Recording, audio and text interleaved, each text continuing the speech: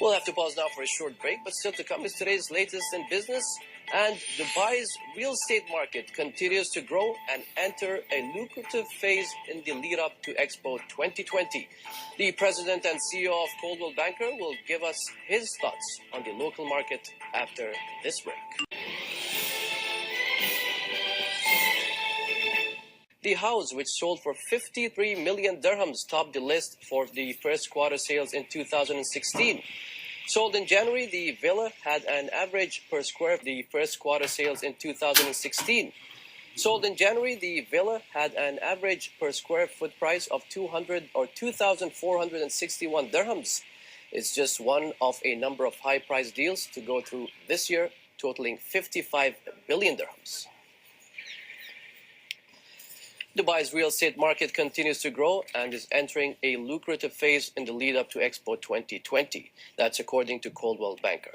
The real estate firm's president and CEO, Budge Huskey, joins us in the studio. Thanks for joining us, first of all. Thank you. It's my a pleasure pleasure to have you.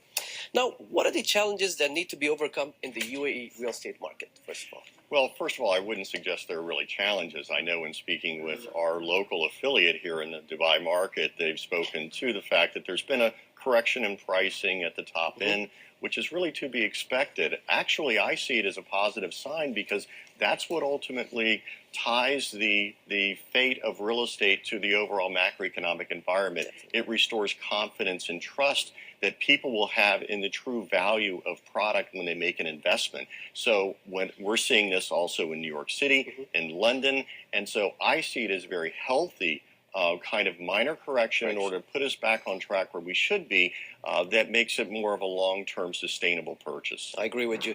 Now, how could we improve the process of real estate transactions in Dubai? Well, I think for the most part, when you look at the number of transactions occur, you have a very good system here. I would suggest, though, from my viewpoint, would be it's all about access to information, the timeliness and accuracy of information. If transaction for the consumer makes it easier for them, it builds more trust in the process. And what makes Dubai and the broader UAE real estate market? The transaction for the consumer makes it easier for them, it builds more trust in the process. And what makes Dubai and the broader UAE real estate market, let's say, interesting? Well, it's interesting, I think, to the entire world. I mean, we've seen what's going on here for the last 15 years. And not only is it the fact that it's a diversified economy, the fact that it's tied to, the dirham's tied to the dollar, the fact that it's so welcoming of any culture, the tax environment is perfect. Taxless environment, in other words. This is the place where people want to be. And the reality is we find that people gravitate to new construction historically. People gravitate to Dubai because it's new, period. When you look at the infrastructure here, the quality, everything is built on a basis of quality, which is the ultimate driver of real estate investment. Now, in terms of policies and procedures, would you consider the real estate market a mature market in terms of policies and procedures when it comes to? I think there's been a lot of work in the last really probably 3 to 4 years in Dubai in order to set in place certain provisions that I think are protecting the consumer, whether it's resale or new construction, escrow requirements, mortgage standards. Those are all things, again, that create a higher level of confidence. Now, they may be seen as impairments to some level of activity by us, but I see it as long-term. You are laying the foundation for a trusting environment. Definitely true. And Coldwell Banker.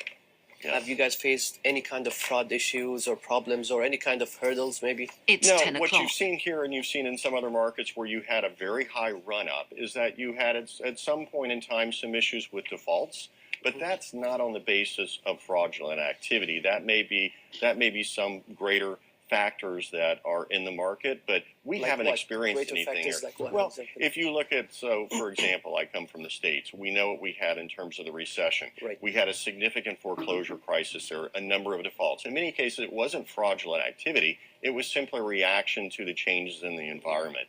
And here, we have not experienced any kind of fraudulent activity through our local affiliate that would lead us to believe that anyone would have a reservation about making a transaction within the local market here. That's something good to hear, at least. And one last question. The Land Department in the UAE charges anyone wishing to register their property 4%. It used to be 2% in the past. Do you think I mean, that's similar to the U.S., or it's different the way you guys do it, maybe? It's a little bit higher than what we're seeing in the U.S., but I would suggest that when you see those types of increases in rates, it's clearly tied to the view of speculation. Mm-hmm. And it is, again, an effort to try to ensure that people are making investment decisions with a long-term perspective and not simply making an investment with the idea of using it as a piggy bank to flip within a year to 2 years. People should be making real estate decisions on the long-term perspective. The yields here are extremely attractive. Of course. This is the place to be. And in terms of yields, let me just ask that question. I wanted to, when you say if someone was to invest in the U.S., what kind of yield would they get out of their property? Let's say Much in lower. Dubai, it's 8, 9, 10 if you're lucky. And it depends on what different type of product you would be investing in the States. But I would suggest in our present market, you're probably looking at 3 to 5 or tops. That's very low then. Thank you for joining us. Budge Huskey, CEO of Coldwell Bankers. It's a pleasure. Thank you. Pleasure to have you. Thank you very much.